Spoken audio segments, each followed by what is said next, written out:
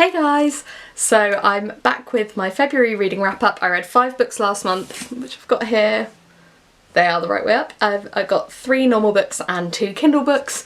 I actually read some really good books last month. I think January was a little bit rubbish. I think there was like 2 books that I actually enjoyed out of 7 or something, so hopefully this is a little bit better. I'm really excited to talk about some of the books that I've read. A couple of them I've been wanting to read for ages and just haven't got round to it, so yeah, I hope you guys enjoy this. I'm going to start with Kindle books and balance those there.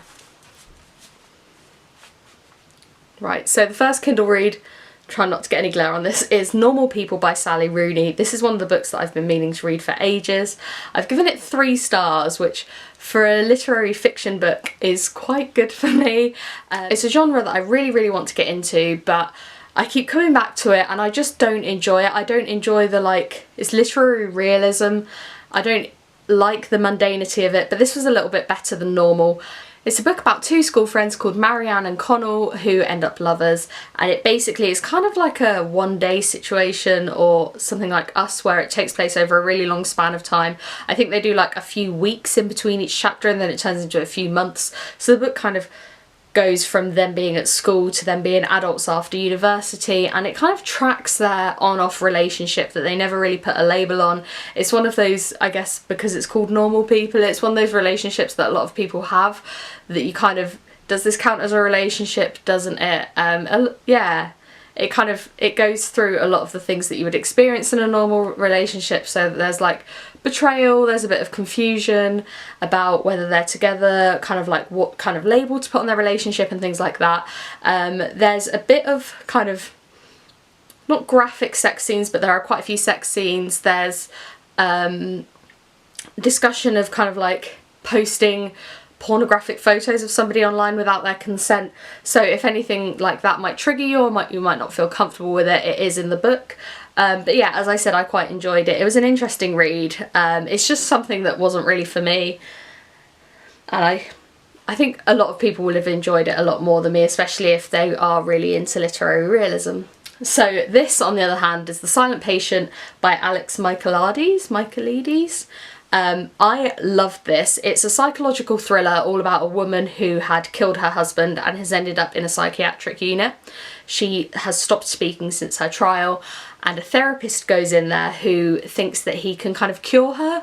And the book is told from 2 perspectives. It's told from her kind of diaries that she's kept over the years or leading up to the incident, and through kind of like his own narrative.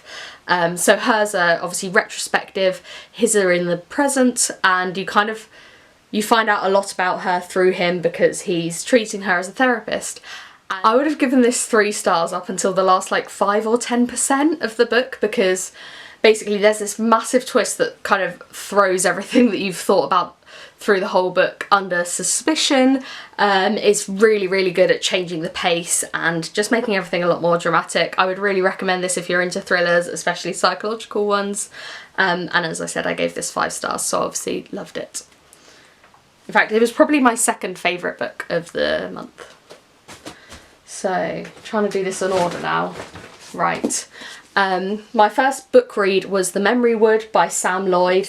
It's another thriller that focuses around the lives of 2 children. Alyssa is a 13-year-old girl that gets kidnapped at a chess tournament.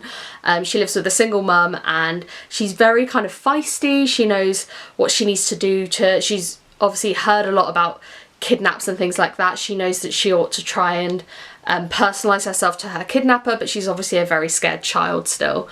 Just a very clever one. And then we have Elijah, who's another child who's living in the Memory Wood, and he basically goes and visits her underground where she's being kept, and he kind of sneaks her bits of food and things like that. There are a lot of twists in the book. It was really good for that. I think I gave it 4 stars. There was only kind of one very strange bit where the author kind of felt this need to sexualise the child, which I didn't really think was needed. I don't really necessarily think that's needed in a thriller anyway, like the sexualization of a kidnapped victim, but also she's meant to be this 13-year-old girl, and she kind of like kisses this old grotesque man to try and manipulate him, and it's not necessarily something that I think a frightened 13-year-old would do, and it's very kind of like descriptive of this kiss. So yeah, I just thought it was kind of not necessary, but that was just my opinion. I know loads of people that really loved it, and for me as well, with a thriller I really want everything, like all the plot strands to come together and everything to be tied up at the end, but there was a lot of questions that I had that were left unanswered. It doesn't really seem like there's a follow-up to the book because everything kind of did end, so I think if the ending had had all of the components of the book, yeah, answered, it would have been much better. So unlike The Silent Patient, the ending kind of ruined it for me as well. And then we have Bad Romance by Emily Hill, which I think I might have given 2 stars to. It's a collection of short stories which aren't my favourite thing in the world anyway, and I kind of thought that they would be all of, from the blurb it sounded like they will be all these different stories of like feisty women getting their own back and things like that. So there's one where it's a woman going to her ex's wedding and she wears a fake pregnancy bump and suggests that it's his baby, which sounds a bit insane. But I kind of felt like all of the stories had kind of the same type of woman in it, and it could have been about the same person just doing different things. The women in the stories were all very like unhinged, their thoughts were very confused, they all did very questionable things. There was just nobody throughout the book that was likeable, and I thought the characters were too similar to make it seem like it was about different women, but too different to kind of make it join up as though it's different days in the life of one woman. And they all kind of had very similar themes. I think the last collection of short stories I read was one by Neil Gaiman, and it was just much better in them all being a bit different, taking different perspectives or different... I kind of felt like these were all very much the same. They were just too similar for me, really.